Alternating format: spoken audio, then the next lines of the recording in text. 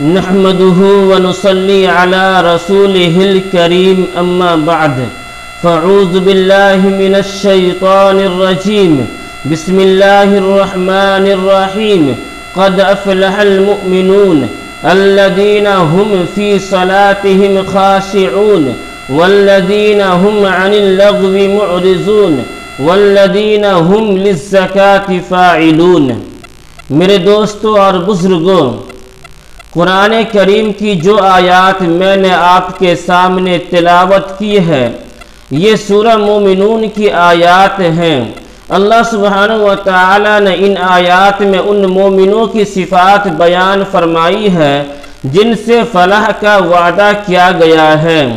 اگر کسی شخص کو یہ صفات حاصل ہو جائیں تو سمجھ لیجئے کہ اس شخص کو فلاح حاصل ہو گئی، یعنی اس شخص کو دنیا کے اندر بھی کامیابی حاصل ہو گئی اور آخرت کے اندر بھی کامیابی حاصل ہو گئی۔ اللہ سبحانہ و تعالی نے پہلی صفت یہ بیان فرمائی ہے کہ فلاح پانے والے، کامیاب ہونے والے مومن بندے وہ ہیں جو اپنی نماز کے اندر خشوع اختیار کرتے ہیں۔ مومن بندوں کے لیے تمام کاموں میں سب سے زیادہ اہم کام اگر کوئی ہے تو نماز کی ادائیگی ہے۔ اسی لیے اللہ سبحانہ و تعالی نے قرآن کریم کے اندر ارشاد فرمایا ہے قد افلح المؤمنون الذین هم فی صلاتهم خاشعون۔ غور کیجئے، اللہ سبحانہ و تعالی نے مومنوں کی صفات میں سب سے پہلے نماز کے اندر خشوع کی صفت کو بیان فرمایا ہے۔ عام طور سے دو لفظ نماز کے اوصاف میں بولے جاتے ہیں، ایک ہے خضوع اور دوسرا ہے خشوع۔ خضوع زاد سے ہے اور خشوع شین سے ہے۔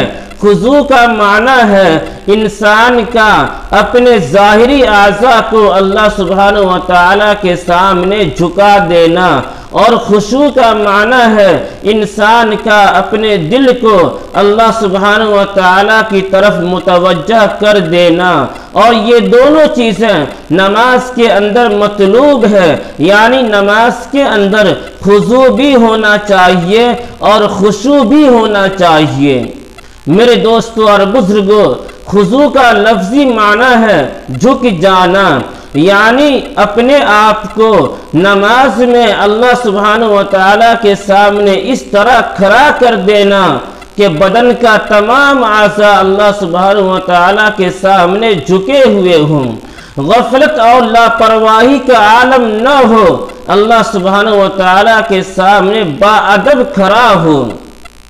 اب یہ دیکھنا ہے کہ نماز میں کھڑا ہونے کا کون سا طریقہ باادب ہے اور کون سا طریقہ بے ادب ہے۔ تو میرے دوستو غور سے سنیے، نماز میں کھڑا ہونے کا ہر وہ طریقہ جو اللہ کے نبی علیہ السلام کے بتائے ہوئے طریقے کے مطابق ہو تو وہ باادب ہے، اور نماز کا ہر وہ طریقہ جو اللہ کے نبی علیہ السلام کے بتائے ہوئے طریقے کے مطابق نہ ہو، مخالف ہو، تو وہ بے ادب ہے۔ اس لیے ہمیں اور آپ کو چاہیے کہ اس طریقہ پر نماز پڑھیں جس طریقہ پر اللہ کے نبی علیہ السلام نماز پڑھا کرتے تھے، اس طریقہ پر ہم اور آپ عمل کریں، اس طریقہ کو اپنائیں جو طریقہ اللہ کے نبی علیہ السلام نے ہمیں سکھایا ہے۔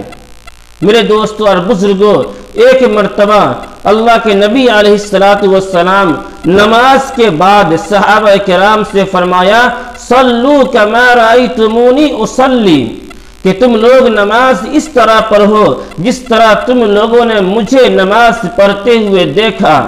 یہی وجہ ہے کہ حضرات صحابہ کرام رضوان اللہ تعالی علیہم اجمعین اس بات کا اہتمام فرماتے تھے کہ جو طریقہ اللہ کے نبی علیہ السلام نے ہمیں بتایا ہے اس کو یاد رکھیں، اس کو محفوظ رکھیں اور اس کو دوسروں تک پہنچائیں، اور اپنی نمازوں کو اللہ کے نبی علیہ السلام کے نماز کے مطابق بنائیں۔ حضرات خلفائے راشدین رضوانُاللہ تعالی علیہم اجمعین جہاں بھی جاتے وہاں لوگوں کو جمع کرتے اور اسے نماز کا طریقہ بتلاتے، سکھاتے اور خود نماز پڑھ کے دکھاتے کہ دیکھو اللہ کے نبی علیہ السلام اس طریقہ سے اور اس طرح نماز پڑھا کرتے تھے۔ میرے دوستوں اور بزرگوں، حضرت ابن عباس رضی اللہ تعالی عنہما اپنے شاگردوں سے فرماتے، کیا میں تمہیں وہ نماز پڑھ کر نہ دکھاؤں جو نماز اللہ کے نبی علیہ السلام پڑھا کرتے تھے؟ میرے دوستوں اور بزرگوں، نماز کے اندر ہمارے بدن کا تمام اعضاء سنت کے مطابق ہو اور اس بات کا ہم اہتمام کریں، فکر کریں۔ نماز کا فریضہ اتنا اہم ہے کہ فقہ کی کتابوں میں سینکڑوں صفحات اس پر لکھے ہوئے ہیں، جن کے اندر نماز کے ایک ایک رکن کو تفصیل کے ساتھ بیان کیا گیا ہے کہ تکبیر تحریمہ کے لیے ہاتھ کس طرح اٹھائیں، قیام کس طرح کریں، رکوع کس طرح کریں، سجدہ کس طرح کیا جائے اور قاعدہ کس طرح کریں۔ کتابوں کے اندر ان تمام چیزوں کی تفصیلات موجود ہے، لیکن ہم لوگ ایسے ہیں کہ ان کو سیکھنے کی کوشش ہی نہیں کرتے ہیں۔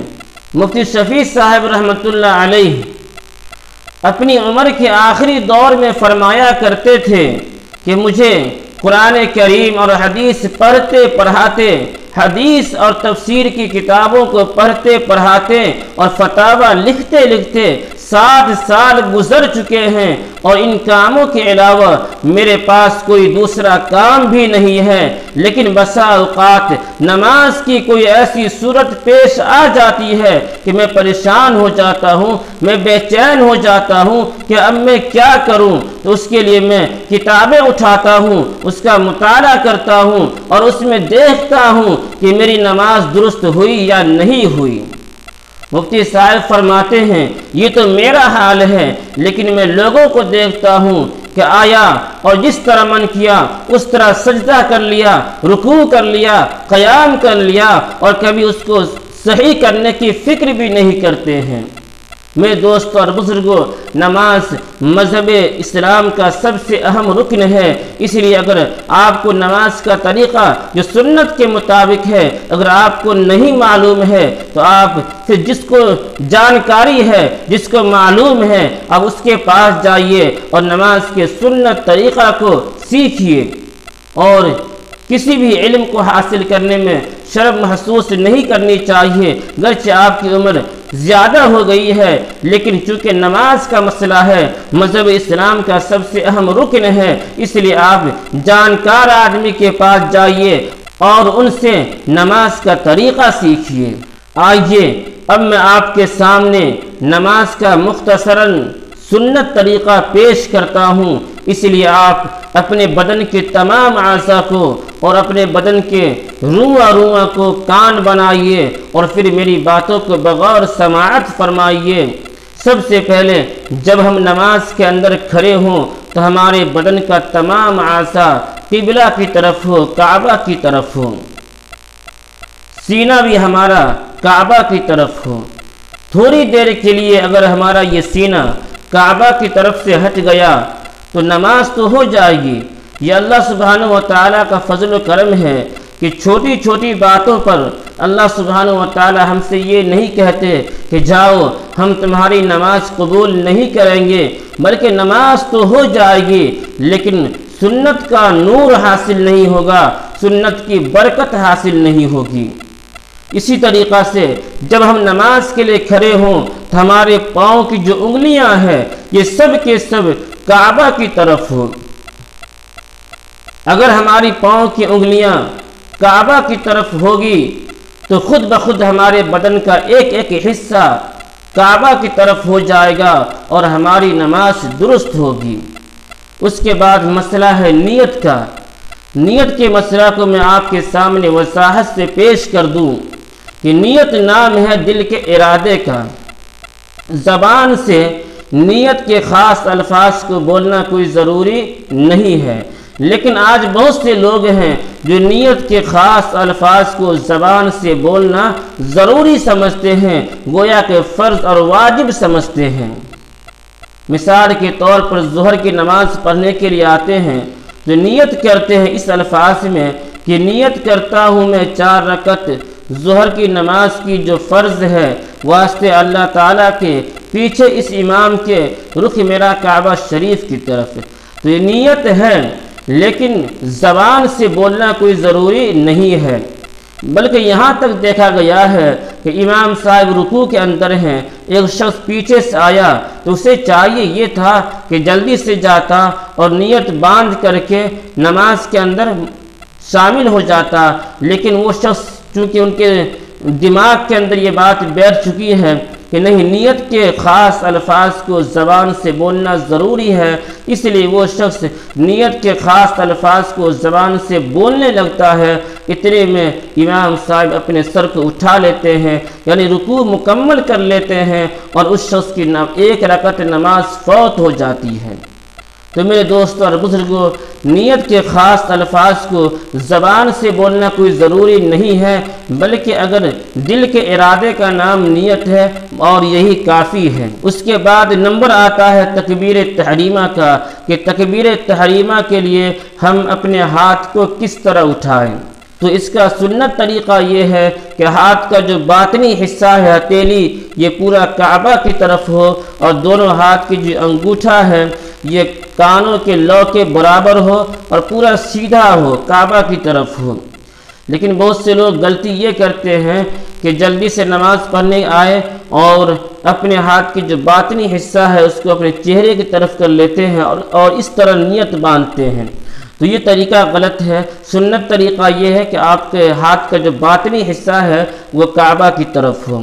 اس کے بعد ہے ہاتھ باندھنے کا معاملہ، اس کے اندر بھی بہت سے لوگ غلطی کرتے ہیں۔ بہت سے لوگ اپنے سینہ پر ہاتھ باندھتے ہیں، بہت سے لوگ زیر ناف کے بہت نیچے ہاتھ باندھتے ہیں، یہ سنت طریقہ نہیں ہے۔ سنت طریقہ یہ ہے کہ آپ کے داہنے ہاتھ کی جو چھوٹی انگلی ہے اور یہ جو انگوٹھا ہے، ان دونوں انگلیوں سے حلقہ بنا کے بائیں ہاتھ کی کلائی کو پکڑنا ہے، اور پھر دائیں ہاتھ کی جو 3 انگلیاں ہیں اس کو بائیں ہاتھ کی کلائی پر رکھنا ہے، یہ سنت طریقہ ہے۔ اور اگر اس طریقہ کو ہم اپنائیں گے تو پھر ہمیں نماز کا پورا ثواب حاصل ہوگا، سنت کا نور بھی حاصل ہوگا اور سنت کی برکت بھی حاصل ہوگی۔ ورنہ ایسے تو جیسے بھی ہم ہاتھ کو پکڑ لیں اس طریقہ سے یا اس طریقہ سے تو ہماری نماز تو ہو جائے گی، لیکن نماز کے اندر ثواب کے اندر کمی ہو جائے گی، اور سنت کا نور ہمیں حاصل نہیں ہوگا اور سنت کی برکت حاصل نہیں ہوگی۔ ہاتھ باندھنے کے بعد نمبر آتا ہے کہ ہم ثنا پڑھیں، سبحانک اللہم و بحمدک آخر تک پڑھیں۔ اس کے بعد جو ہے اعوذ باللہ بسم اللہ کر کے سورہ فاتحہ پڑھیں، ولا الضالین پر آمین کہیں، پھر کوئی سورہ پڑھیں۔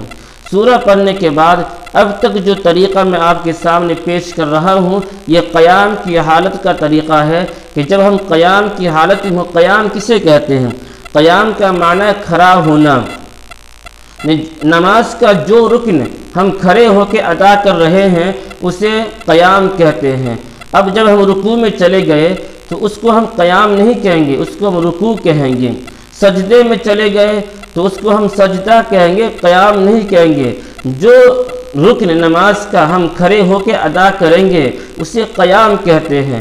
تو قیام کی حالت میں ہمیں چاہیے کہ ہمارے بدن کا تمام اعضاء کعبہ کی طرف ہو، ہمارا سینہ بھی کعبہ کی طرف ہو، پاؤں کی انگلی بھی کعبہ کی طرف ہو، ہمارا چہرہ بھی کعبہ کی طرف ہو۔ اور نماز قیام میں اور نماز کے اندر لوگ بہت سے یہ غلطی کرتے ہیں کہ نماز کے اندر کھجلاتے رہتے ہیں، کوئی کپڑا کو درست کرتے ہیں، کوئی داڑھی پکڑتے ہیں، بہت سے لوگ اس طرح غلطی کرتے ہیں۔ تو یہ نماز کے آداب کے خلاف ہے۔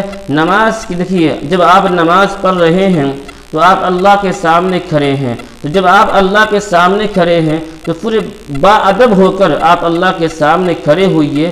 دنیا کے اندر جب آپ کسی حاکم کے پاس جاتے ہیں یا کسی بادشاہ کے پاس جاتے ہیں تو آپ یہ سوچتے ہیں کہ میں ان کے پاس اس طرح کھڑا رہوں کہ چھوٹی سی بھی غلطی مجھ سے نہ ہو، کیونکہ اگر چھوٹی سی غلطی بھی ہو جائے گی تو ہمارا حاکم ہم سے بدظن ہو جائے گا اور ہم سے ناراض ہو جائے گا۔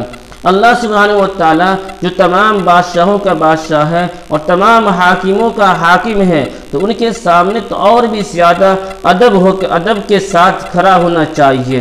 یہ قیام کی حالت میں اس طرح کرنا ہے۔ اس کے بعد نمبر ہے رکوع کا۔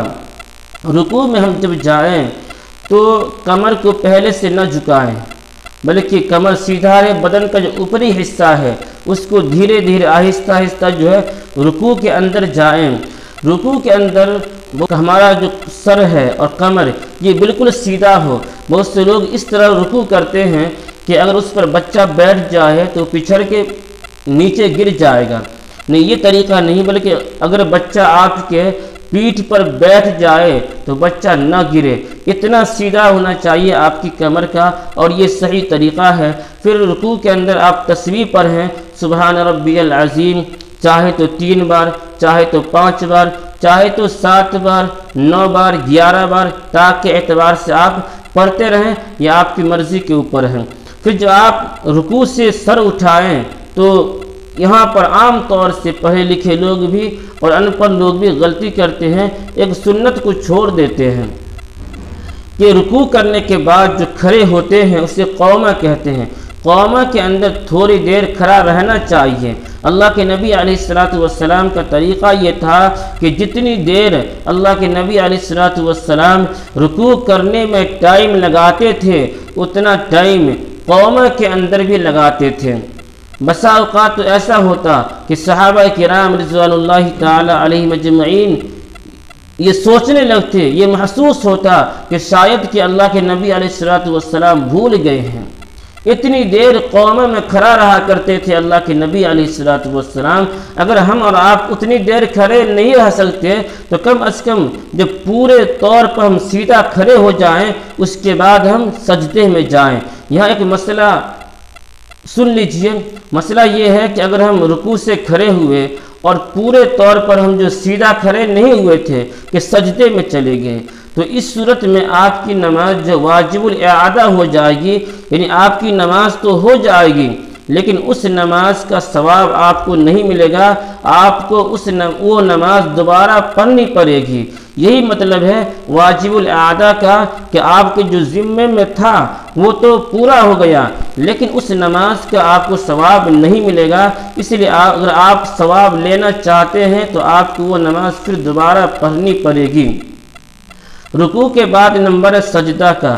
سجدہ میں ہم جائیں تو اطمینان کے ساتھ جائیں، ایسا نہ ہو کہ ہم جلدی سے سجدے میں جھک جائیں اور کمر کو پہلے سے جھکا لیں، بلکہ سجدے کی ترتیب یہ ہے کہ سب سے پہلے ہم گھٹنا کو زمین پر رکھیں، پھر دونوں ہاتھ کو زمین پر رکھیں، پھر ناک کو زمین پر رکھیں، پھر پیشانی کو زمین پر رکھیں۔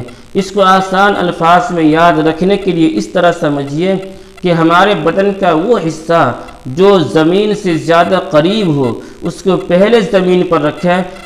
اب دیکھیے، ہاتھ اور ناک اور پیشانی کے مقابلے میں یہ جو گھٹنا ہے یہ زمین سے زیادہ قریب ہے، تو سب سے پہلے ہم گھٹنا کو زمین پر رکھیں اور اس کے بعد جو ہے ہاتھ کا نمبر ہے، کیونکہ ناک اور پیشانی کے مقابلے میں ہمارا یہ ہاتھ جو ہے زمین سے زیادہ قریب ہے، تو گھٹنا کے بعد ہم ہاتھ کو زمین پر رکھیں۔ پھر اس کے بعد نمبر ہے ناک کا، کیونکہ ناک یہ پیشانی کے مقابلے میں زمین سے زیادہ قریب ہے، تو ناک کو زمین پر رکھیں۔ پھر اس کے بعد آخر میں جو ہے پیشانی کو زمین پر رکھیں۔ پھر اس کے بعد سجدے کے اندر سجدے کی جو تسبیح ہے سبحان ربی الاعلیٰ اس کو پڑھیں، اور وہی 3 مرتبہ، 5 مرتبہ، 7 مرتبہ، 9 مرتبہ، 11 مرتبہ، جتنی آپ کی مرضی ہو تاکہ اعتبار سے پڑھیں۔ اس کے بعد جب ایک سجدہ مکمل ہو جائے تو پھر بیٹھیں۔ 2 سجدوں کے بیچ میں جو بیٹھتے ہیں اسے جلسہ کہتے ہیں۔ جلسہ بھی اطمینان کے ساتھ کرنا چاہیے۔ بہت سے لوگ غلطی یہ کرتے ہیں کہ ایک سجدہ سے سر اٹھاتے ہیں فوراً دوسرا سجدہ کر لیتے ہیں، نہیں، اطمینان کے ساتھ۔ اللہ کے نبی علیہ السلام کا طریقہ یہ تھا کہ جتنی دیر ایک سجدہ میں ٹائم لگتا تھا اتنا ٹائم اللہ کے نبی علیہ السلام جلسہ کے اندر بھی بیٹھتے تھے۔ تو اگر ہم اتنی دیر نہ بیٹھیں لیکن کم سے کم ایک سجدہ کرنے کے بعد اطمینان کے ساتھ بیٹھیں پھر دوسرا سجدہ کریں۔ تو میرے دوستوں اور بزرگوں، یہ نماز کی پہلی رکعت آپ کے سامنے پوری ہو گئی۔ دوسری رکعت بھی اسی طرح مکمل کریں، پھر اس کے بعد قاعدہ کریں۔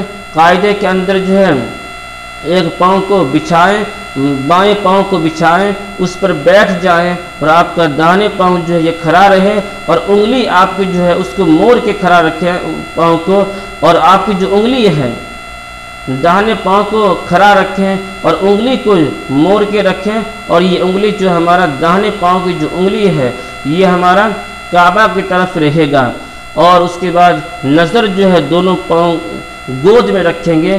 یہ نماز کا مختصراً طریقہ میں نے آپ کے سامنے پیش کر دیا ہے، اسے آپ محفوظ کر لیجئے۔ جو باتیں اگر آپ کو معلوم نہ ہو تو آپ مجھ سے رابطہ کر کے معلوم کر سکتے ہیں۔ انہی چند باتوں پر اپنی معروضات کو ختم کرتا ہوں۔ وما توفیقی الا باللہ، علیہ توکلت و الیہ انیب۔